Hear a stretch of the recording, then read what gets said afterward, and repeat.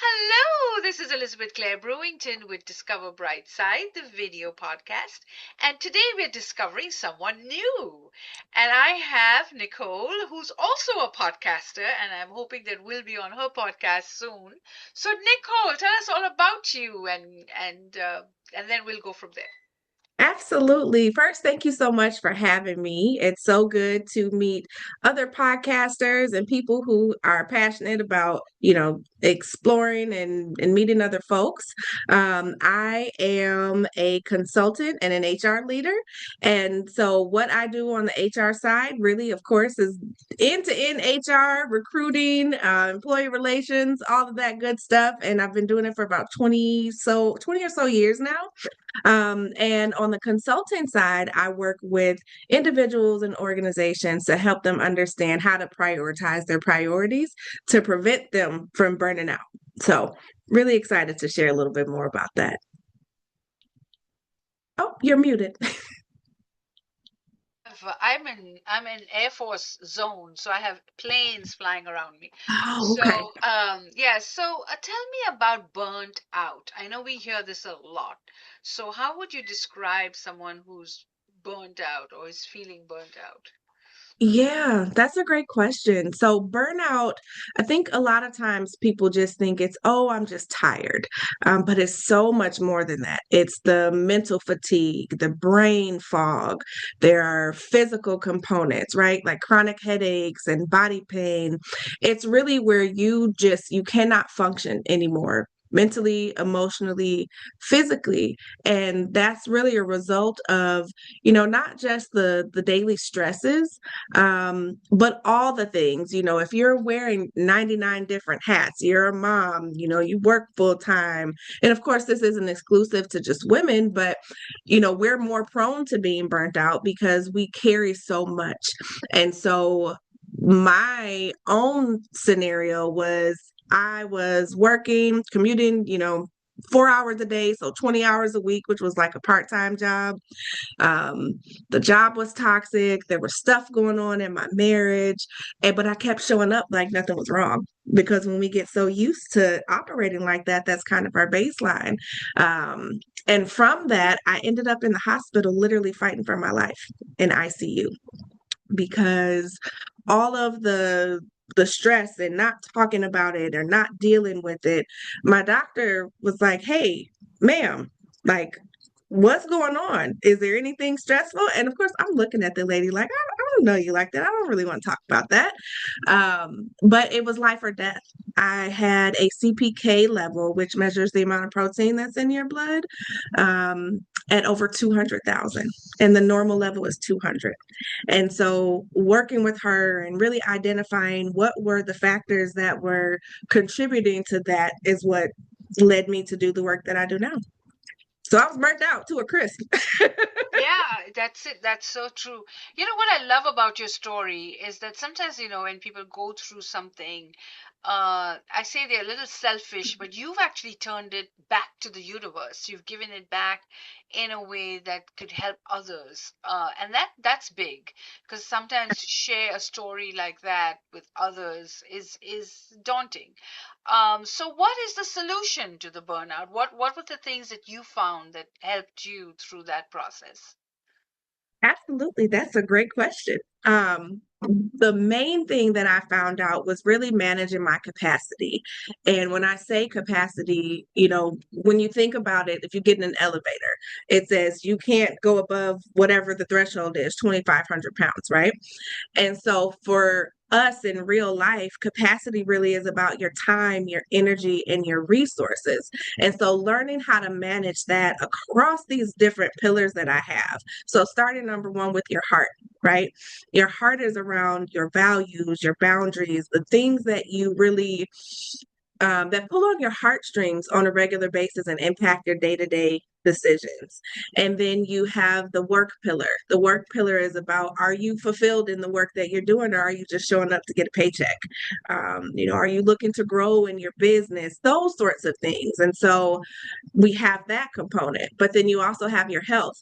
And I know that we know this, but sometimes I think we forget that our mental health, our physical health, and our emotional health, they're all intertwined. On top of that, I have the cash pillar, which is about our money, of course, right? But how you manage it and the legacy that you're building or the lack thereof, how that shows up in your capacity as well. And then the last pillar, excuse me, is your faith or foundation. So when everything is going crazy, what do you rely on? And so, in my experience, when just one of those pillars is off, then everything is off. And so, for me in that season when I was in the hospital, work was going crazy, but I also had some heart stuff going on because my marriage was on the rocks. And so that caused me to overspend, right? I was out shopping and retail therapy and just to try to make things feel better. And so, all that to really say the solution is to understand how much capacity you have and to identify where is it leaking at, right? Are you in a role that you no longer enjoy? Are you, stressed out by relationships or friendships that no longer fit who you are in this season? Are you disconnected from whatever you consider the source and really just trying to figure stuff out on your own? And so for me, it's been understanding and managing my capacity and teaching other people how to do that. Oh, you're muted. Amazing, amazing. Wow, that's awesome. So how do people reach you, and what services do you offer, and how do you guide people along that journey? Absolutely. Thank you for asking. So people can reach me. I'm on LinkedIn, of course. It's Nicole Rhone, Rhone is the last name. I'm on Instagram, I'm on Facebook, and of course, I have my website as well. What I do from a consulting standpoint is through co-creative training solutions.com. And so that's where I'm working with organizations, again, as well as individuals to kind of work through this. And I also have a free capacity calculator that I can share with you that I have everybody take, right? It's like a maybe 5 to 10 minute quiz. And then it gives you the answers to where is your capacity maxed out. And it gives you some tips and some resources on how to manage it as well. So Fantastic. So thank you so much. There you have it. If you're feeling burnt out or you feel like it's getting there or since you're using the word burn, whether it's like warm, medium, very hot, call Nicole, get in touch with her. She has organizations to help you as well, and definitely do her program. We highly recommend it. And watch her podcast. Now, tell us a little bit about this podcast that you have. Where can they find it, and how can they watch it? And what do you want them to do with the podcast? Yeah. absolutely. Well, it's called Capacity Conversations. And I do mostly audio versus video. So there's a couple of older ones out there where I have some videos, but we actually just relaunched last week. And in this season, we're talking about all the things that I talked about here. I'm on all the different podcast platforms. So Apple Podcasts, Spotify, um, iHeartRadio, all of those places. And so I would love for folks to take a listen and learn how to manage your capacity through there. Fantastic. So there you have it. Go enjoy the podcast and get some help if you are feeling overwhelmed or burnt out, or especially people, who have jobs now. Everybody's cutting back and giving, people, one person is doing the job of 10, and with AI, it's no fun because Mm-hmm. they are giving you more work, and it's a lot of stress. And then especially if you have a family to, then you've got to balance the family and the job. And if you have your own business, it's even harder because now you have to make your own paycheck and find your own money. So if you're feeling overwhelmed about all these things, you can get some help.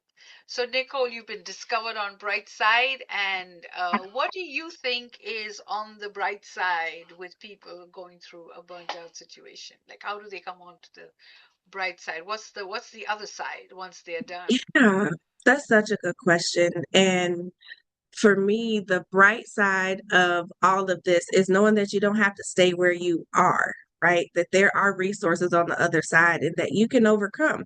I believe that it takes people in our places and spaces to help us get there. We can't do it in isolation. So the bright side is that there are people like you, people like me, who are out here trying to help people get to the bright side. Well, there you have it. You've been discovered on Brightside. We'll make sure that Nicole's website and links are available in the YouTube description. And definitely subscribe to the channel, write us a comment, because the lifeline of this channel depends on you.